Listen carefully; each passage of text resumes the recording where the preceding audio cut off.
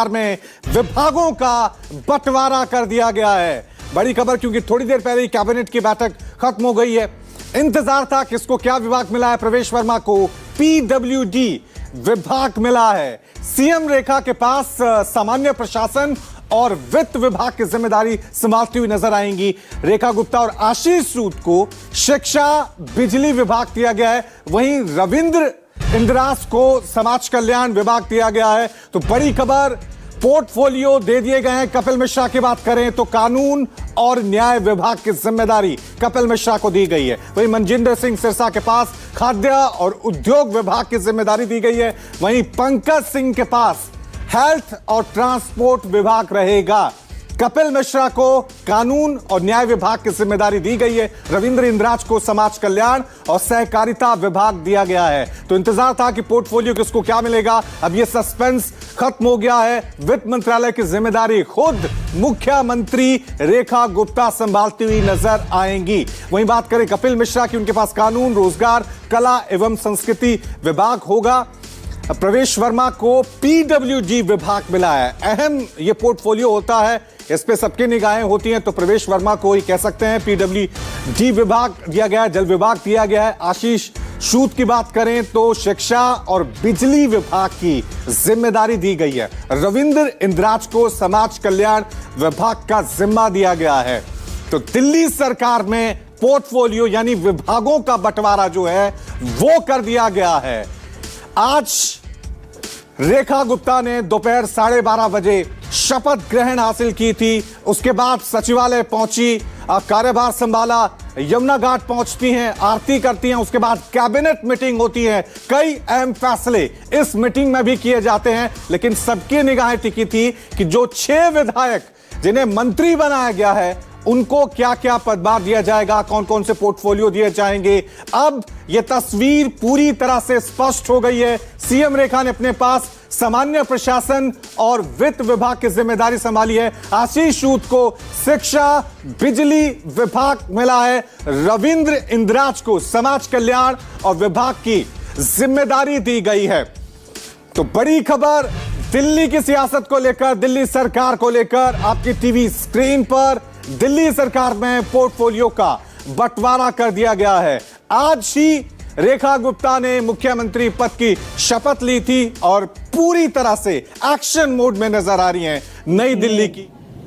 मैं आने के लिए बहुत बहुत धन्यवाद करती हूं। आप सभी का स्वागत है। और आज हमारी पहली कैबिनेट मीटिंग हुई जिसकी ब्रीफिंग मैं आपको देने वाली हूं। तो स्वागत, अभिनंदन। सबसे पहले तो मैं हमारे सभी मंत्रियों का आपस में जो विभागों का विभाजन हुआ है उसकी जानकारी आपको देना चाहूंगी।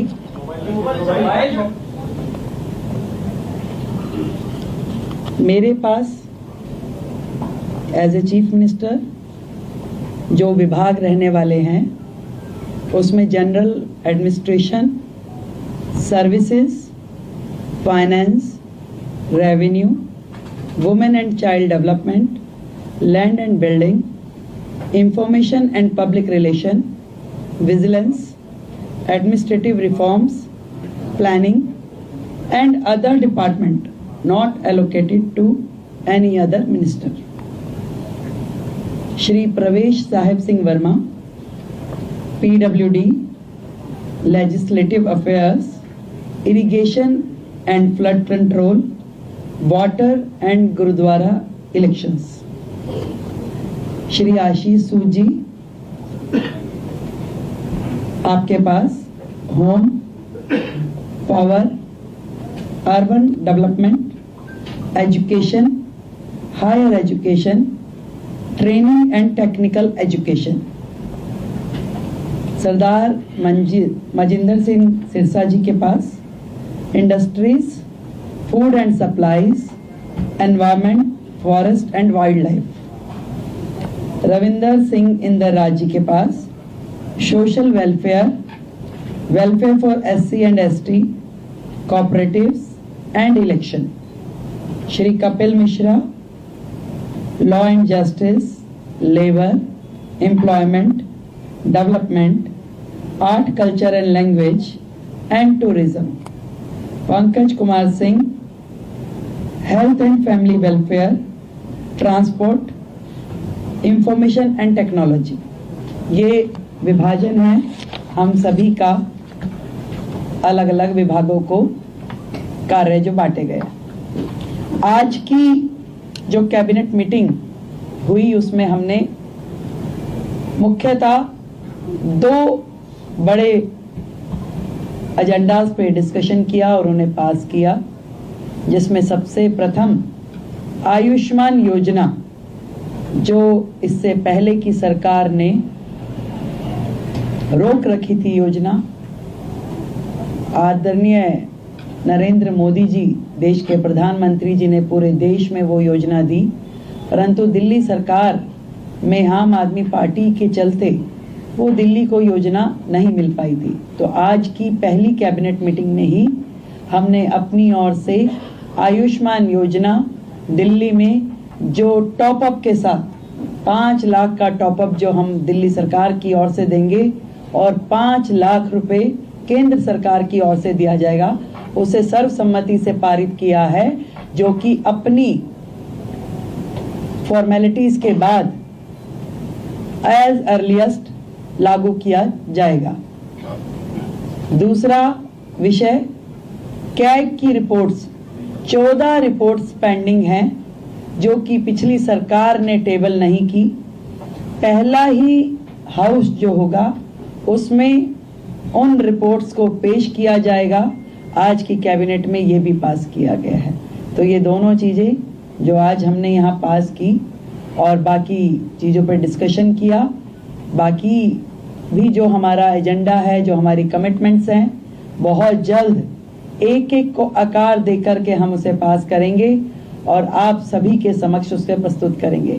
तो आयुष्मान योजना अब दिल्ली की जनता के लिए खुलने के लिए तैयार है और दिल्ली की जनता को मैं बधाई देती हूं कि आपने भारतीय जनता पार्टी की सरकार जो दिल्ली में बनाई, उनके आते ही आप सभी के लिए आयुष्मान योजना, जो कि फैमिली भी और 70 साल से ऊपर के बुजुर्गों के लिए भी, दोनों योजनाओं को हम पूरी तैयारी के साथ उसको पब्लिक के बीच में लेके आने के लिए उसे अप्रूव कर दिया गया। Thank you. मैम, जो आयुष्मान योजना है 5 लाख का टॉपअप को किस कैटेगरी को दिया जाएगा, क्या प्रोसीजर थोड़ा देख सकते? जो कैटेगरी है इसके लिए, आयुष्मान योजना के लिए, वो प्रिसाइज है उसमें और उसी कैटेगरी को वो दिया जाएगा। इसके लिए हम आपको डिटेलिंग दे देंगे और जितने भी लोग हैं इसके लिए रजिस्ट्रेशन करना होगा, हमें सेंट्रल गवर्नमेंट के साथ MOU करना होगा। तो आज हमने अपनी ओर से फॉर्मेलिटीज यहाँ पूरी कर दी है। बहुत जल्द, क्योंकि पिछली गवर्नमेंट ने कुछ कोर्ट में लिटिगेशन भी इसके खिलाफ डाला था, तो उसको भी हमने वापस लेने के लिए अपनी ओर से प्रोसीडिंग शुरू कर दी है। तो वो सारी प्रोसीडिंग पूरी होते ही हम लोग इस योजना को पब्लिक डोमेन में ले आएंगे। मैडम, विधानसभा सत्र को लेकर क्या प्लानिंग, कब से होगा, कैसे होगा, कुछ अभी हमने प्रपोज डेट्स कुछ निकाली है, तय होते ही आप लोगों को जानकारी देंगे। उसमें भी ऐसा है, उस योजना पे भी आज हमारा डिस्कशन हुआ है। उसमें बहुत सारी चीजें जो तय करने वाली है, क्योंकि विदाउट रजिस्ट्रेशन हम उसे किस कैटेगरी को और कहाँ देंगे, तो वो उसके लिए भी आज हमारी चर्चा हुई है। उसमें अभी और भी डिस्कशंस की जरूरत है, उसको हम अगली मीटिंग के साथ संपन्न करेंगे। Thank you so much all of you. Thank you. तो दिल्ली की मुख्यमंत्री प्रेस कॉन्फ्रेंस कर रही थी और इस कैबिनेट की मीटिंग में क्या क्या बड़े फैसले किए गए उसकी जानकारी दी गई है। 2 बड़े फैसले यहां पर रेखा गुप्ता ने लिए, यानी पूरी तरह से एक्शन मोड में नजर आई हैं। पहला जो बड़ा फैसला रेखा गुप्ता के द्वारा लिया गया है, वो दिल्ली में अब आयुष्मान योजना लागू की जाएगी। यानी केंद्र सरकार की जो योजना है आयुष्मान योजना, वो अब दिल्ली में भी लागू होगी। क्योंकि आम आदमी पार्टी की सरकार थी तब दिल्ली में आयुष्मान योजना लागू नहीं हुई थी, लेकिन रेखा गुप्ता ने मुख्यमंत्री बनते हुए पहली ही मीटिंग में यह बड़ा फैसला किया है कि दिल्ली में आयुष्मान योजना लागू होगी। मैं रेखा गुप्ता ईश्वर की शपथ लेती हूं कि मैं ऐतिहासिक रामलीला मैदान में पीएम मोदी की मौजूदगी में शपथ लेने के साथ ही रेखा गुप्ता दिल्ली। चलिए इस खबर पे और ज्यादा जानकारी के लिए सीधा रुक करते हैं मेरी सहयोगी पल्लवी का। पल्लवी, कैबिनेट मीटिंग में 2 बड़े फैसले लिए गए हैं और इन फैसलों ने सीधा सीधा मैसेज दे दिया है कि केंद्र सरकार की जो योजनाएं दिल्ली में अभी तक रुकी हुई हैं वो अब पूरी तरह से लागू होंगी। आयुष्मान योजना दिल्ली में लागू होने जा रही है। पल्लवी,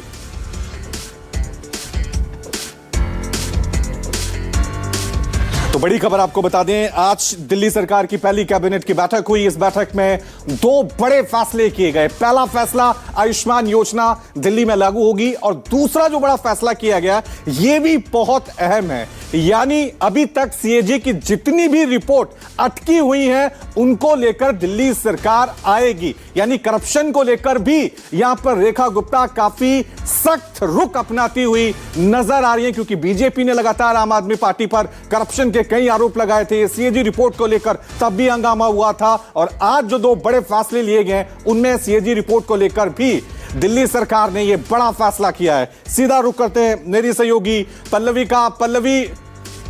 पल्लवी, बड़ा फैसला लिया गया है, और जो सबसे बड़ा फैसला लिया गया है कि दिल्ली में अब आयुष्मान योजना लागू होगी।